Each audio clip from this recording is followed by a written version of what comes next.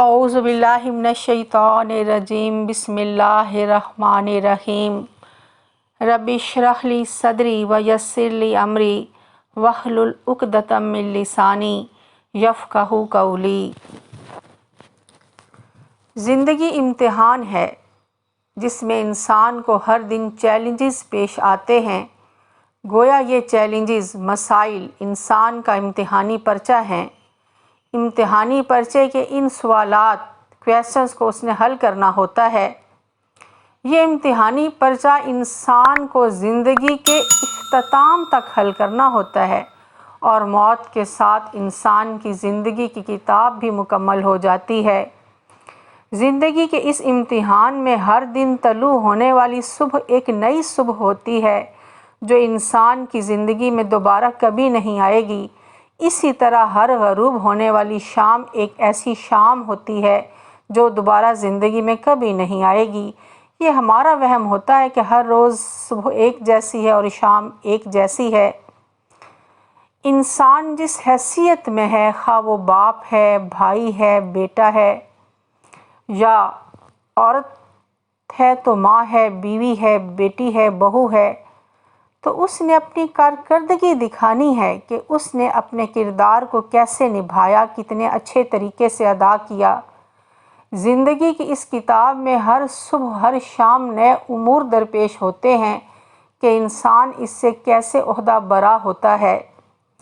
یہی حال ہماری تقدیر کا ہے۔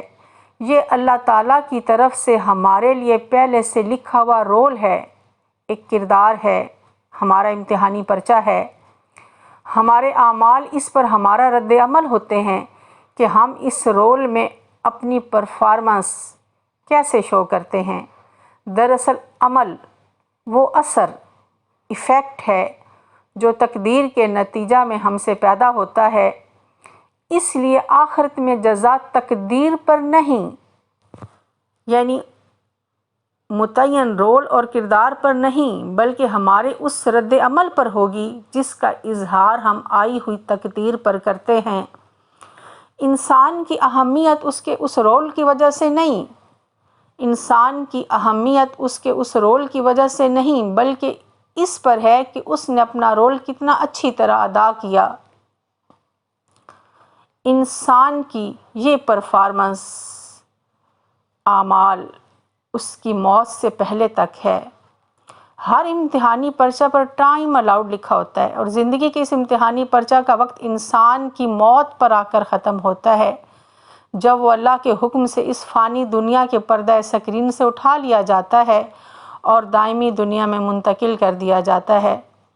انسان دنیا میں سب چیزوں پر توجہ دیتا ہے، نہیں توجہ دیتا تو وہ اپنے اعمال کو سنوارنے پر توجہ نہیں دیتا۔ مسلم شریف کتاب الزہد میں حضرت انس بن مالک رضی اللہ تعالیٰ عنہ سے روایت کردہ حدیث کا مفہوم کچھ اس طرح ہے کہ رسول اللہ صلی اللہ علیہ وسلم نے فرمایا، مردے کے ساتھ 3 چیزیں جاتی ہیں، پھر 2 لوٹ آتی ہیں اور 1 رہ جاتی ہے۔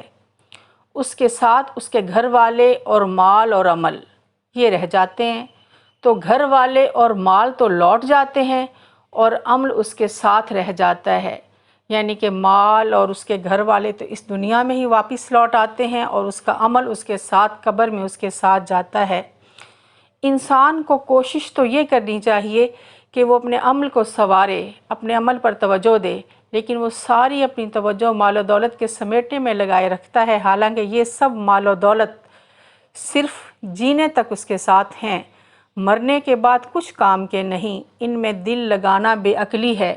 مسند امام احمد بن حنبل میں حضرت عائشہ رضی اللہ تعالیٰ عنہ سے حدیث ہے، عن عائشہ قالت قال رسول اللہ صلی اللہ علیہ وسلم الدنیا دار من لا دار لہ ومال من لا مال لہ ولہا یجمع من لا عقل لہ۔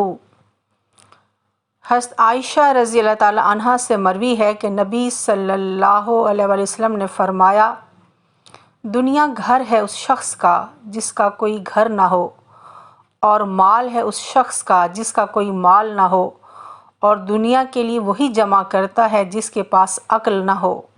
اللہ تعالیٰ کے ہاں اصل مقصود تو اعمال ہیں، اور وہ بھی اعمال صالحہ۔ رسول اللہ صلی اللہ علیہ وسلم کے حدیث کا مفہوم کچھ اس طرح ہے کہ بے شک یہ دنیا سرسبز و شاداب ہے، اور اللہ تعالیٰ تمہیں اس میں کام میں لگاتا ہے اور دیکھتا ہے کہ تم کیسے عمل کرتے ہو۔ رسول اللہ صلی اللہ علیہ وسلم نے یہ بھی فرمایا کہ مجھے اپنی امت پر فاقوں کا ڈر نہیں ہے، بلکہ مجھے ڈر ہے کہ کہیں دنیا نہ تم پر کھول دی جائے اور تم بھی اس میں پڑ جاؤ جیسا کہ تم سے پہلی قومیں پڑ گئی تھیں، اور تم بھی ہلاک ہو جاؤ جیسا کہ وہ ہلاک ہوئیں۔ ایک دفعہ نبی صلی اللہ علیہ وسلم نے صحابہ کرام سے پوچھا، عقل مند کون ہے؟ پھر آپ صلی اللہ علیہ وسلم نے ارشاد فرمایا، جو شخص موت کا ذکر کرے، اس کی تیاری میں لگا رہے، یہ لوگ عقل مند ہیں، انہوں نے دنیا و آخرت کی عزت حاصل کر لی۔ یہ دنیا عارضی ہے، فانی ہے، دھوکہ دینے والی ہے، ختم ہونے والی ہے، جبکہ آخرت کی زندگی ابدی نہ ختم ہونے والی اور دائمی ہے۔ زندگی کے اس امتحان میں کامیاب ہونے کے لیے دنیا کی حقیقت کو سمجھنا ضروری ہے۔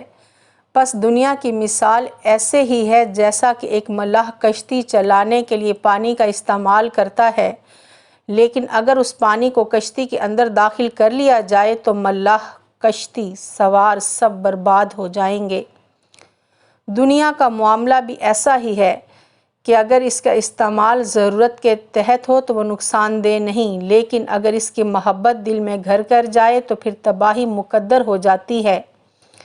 اس لیے رسول اللہ صلی اللہ علیہ وسلم نے ارشاد فرمایا کہ مجھے وہن کی بیماری کا ڈر ہے۔ تو صحابہ نے عرض کی، یا رسول اللہ صلی اللہ علیہ وسلم، وہن سے کیا مراد ہے؟ آپ نے ارشاد فرمایا، حب الدنیا و کراہت الموت، دنیا سے محبت اور آخرت سے نفرت۔ اللہ تعالیٰ نے فاستبقوا الخیرات، بھلائیوں میں سبقت لے جانے کی تلقین کی ہے۔ اللہ تعالیٰ ہمیں ہمارے اعمال کو سنوارنے کی توفیق عطا فرمائیں کہ روز قیامت ہمارا اعمال نامہ بھی دائیں ہاتھ میں ہو۔ اللہ سے دعا ہے، ربنا اتمم لنا نورنا واغفر لنا انک علی کل شیء قدیر وما علینا الا البلاغ۔